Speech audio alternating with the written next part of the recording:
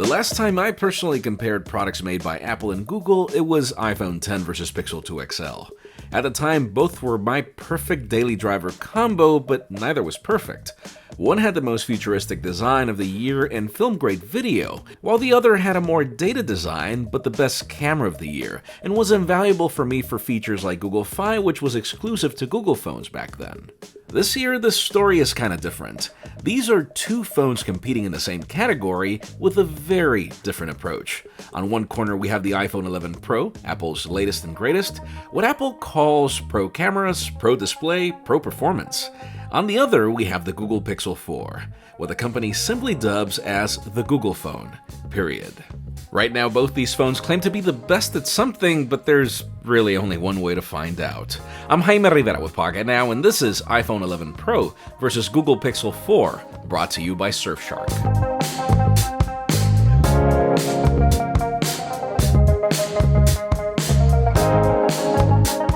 Apple and Google have a very interesting way to approach the market where each company considers itself to be a software company first, and therefore their designs were mostly forgettable. It was just a showcase of what the software could do, and therefore the hardware would just blend into the background.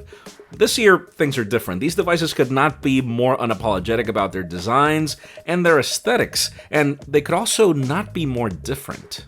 When stacking them side by side, their footprint is very similar. The Pixel is 3mm taller and a hair thicker, but then the iPhone is 2mm wider and a whopping 26 grams heavier. Apple's stainless steel is heavier than Google's choice for aluminum, but that's not the only thing that's at play here.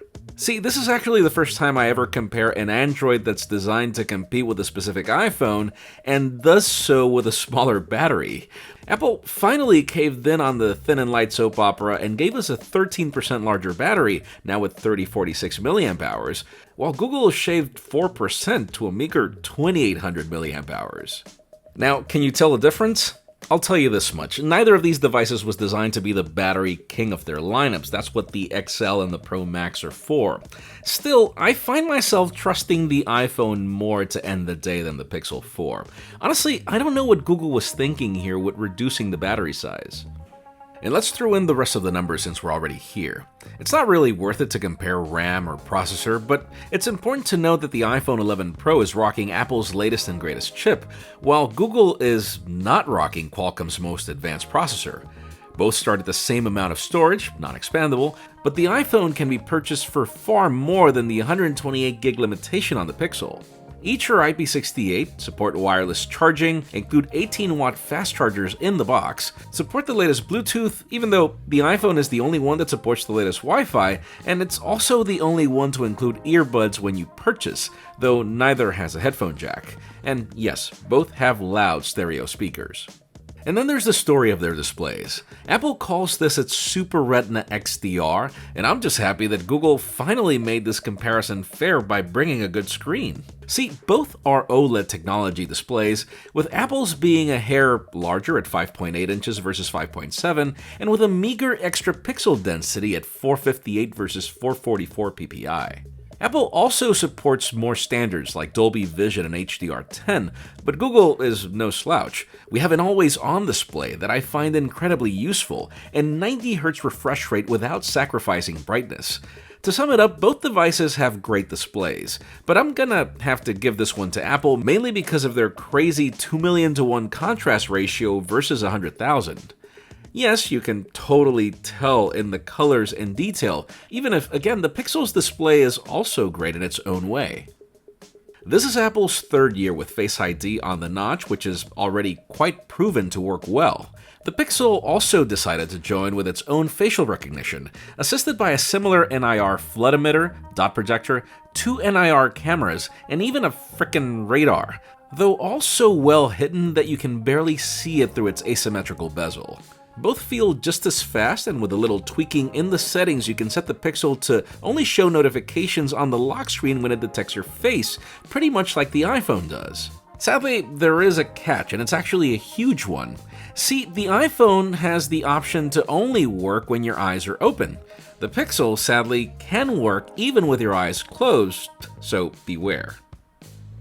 And finally, as for the rest of the elements of their designs, I have to praise them both. I like matte glass on both devices.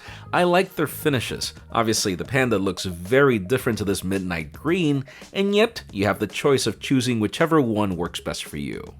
Overall, what can I say? I mean, the Pixel 4 came as a close second to absolutely every single one of the hardware elements, but this is clearly Apple's territory. Now, moving on to software, I don't like to make this a comparison about iOS versus Android. I'm not going to call either one better, as each of them have their own unique elements that make them great. And still, this is one of those territories where the comparison is fair, because the iPhone guarantees software updates on time for years, and the same thing is what you get from the Pixel 4. In my opinion, iOS 13 is Apple's least inspired update ever. Sure, you get a dark mode, finally, and you can now swipe on the keyboard, finally, and there are some minor improvements with Apple applications, but there's really nothing special about what you're getting.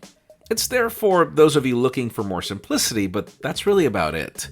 I do prefer Google's more modular approach to Android. Place your icons where you want, place your widgets where you want, have the Google feed to the left if you want or switch it off, and I also prefer the gestures. I find it to be more practical to swipe from the sides for back. Google's approach to Android just feels more useful and practical. And don't even get me started about digital assistants. I'd say the Google Assistant would fire Siri as its own assistant on day one. There's just no room for comparison on how far Google has come when compared to Siri. Now, one of the things that's rather similar with each of these phones is the overall experience of using them. While many manufacturers go above and beyond with features and gimmicks that are cumbersome to use, Apple and Google feel more mature and simplistic. They feel like tools in everyday use that are practical and speedy. Move around their launcher or launch your favorite game, and each device feels like it can hold its own.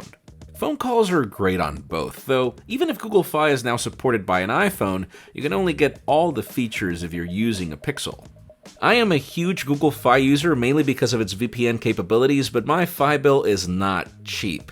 I do believe that everyone should have a VPN in this day and age, and if you're looking for a more affordable solution with some added benefits, you should definitely consider today's sponsor, Surfshark. It's just $1.99 a month, and the benefits begin with allowing unlimited multiple connections at once, which I haven't seen any other VPN service provide. A VPN allows you to connect locally to different regions, so you don't have to worry about your favorite Netflix series being blocked in your country. You can even avoid price discrimination by companies who bump the prices of their plane tickets or hotels depending on where you're browsing from. And then there's browser security, which is a huge issue everywhere. And Surfshark allows you to not just encrypt your connection, but to multi-hop and use two different servers for encryption at the same time. For half the price of a latte a month, I know of no other VPN service that offers so much. I highly recommend you give Surfshark a try. Follow the link in the description below and enter promo code Pocketnow. You get 83% off and a month for free. But let's get straight to the meat of this comparison and determine which phone has the best camera. Apple has joined the triple camera wagon, while Google is around 4 years late to the dual camera section. Apple doesn't have to deal with the polarizing opinions between what secondary camera is better, while Google got a lot of criticism over going telephoto instead of wide. Now, in Google's defense, when you're using an iPhone to zoom into anything, the detail is noticeably lost once you go beyond optical capabilities, while the Pixel doesn't even show you 2x in the viewfinder, with the area just inviting you to keep going, and it does deliver better zoom photos through optics and software. This is even more noticeable in low light. Both devices have their own night mode, but the iPhone completely falls apart if you had to zoom on a city skyline, while the Pixel holds its own to provide significantly more detail. That said, in Apple's defense, when you're not zooming in, notice how the iPhone pulls out the skies with significantly less grain than the Pixel.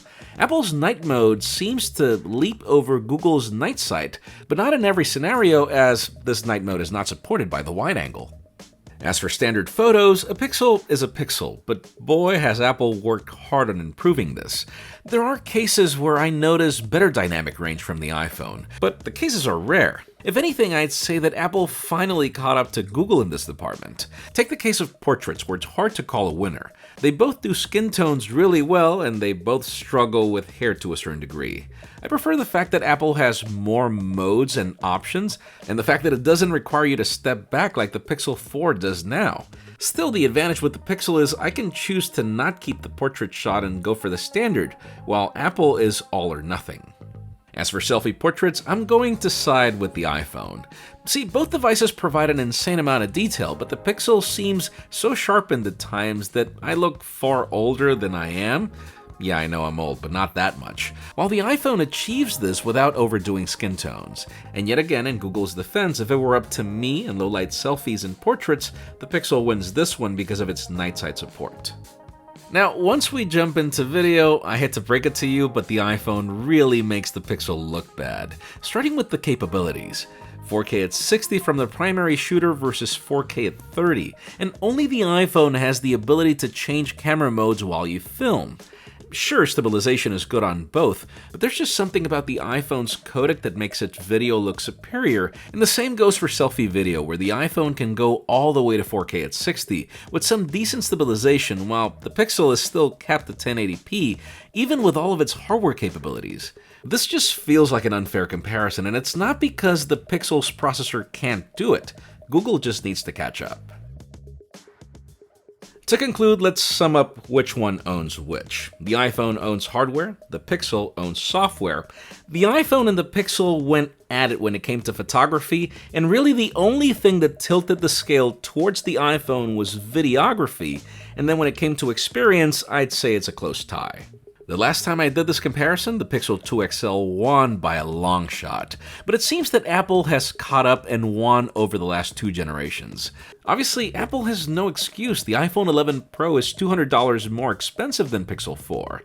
It should be a better phone for the dramatic price difference regardless. If I had to pick one, I think this is the first time in a comparison that I side with an iPhone, and it's mainly because of its video capabilities when compared to the other phone. But then again, my needs are mine, not yours. If I had to recommend the phone to you, I would definitely recommend the Pixel 4 a little more.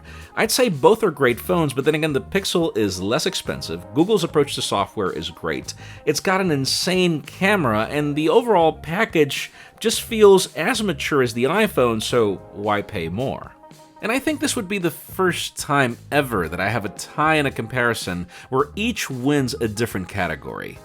You get the point. I singled out which phone is better at what, and you'll decide which one is right for you. Let us know in the comments which one would you pick, and while you're at it, follow us on social media, subscribe to our channel for more videos like this one. Also follow my personal handles to see what I do with these phones in the real world. Please give this video a thumbs up if you like what you saw. I'm Jaime Rivera, thanks so much for watching. We'll see you on the next one.